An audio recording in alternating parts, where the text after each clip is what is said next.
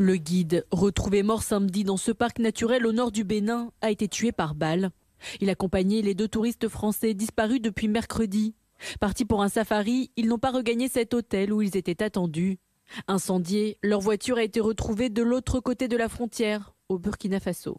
Ils sont partis le matin et ils devaient revenir au lodge le soir parce qu'ils ne devaient pas rouler au-delà de 19h. Et il faisait déjà plus de 19h qui n'est pas revenu. La zone où voyageaient les 2 touristes, identifiée en rouge sur cette carte, est jugée dangereuse par les autorités françaises. Le Quai d'Orsay déconseille formellement de s'y rendre à cause de la présence de groupes armés terroristes. Voilà peu, les autorités du Burkina Faso ont lancé une offensive pour traquer des petites cellules djihadistes réfugiées dans l'est du pays.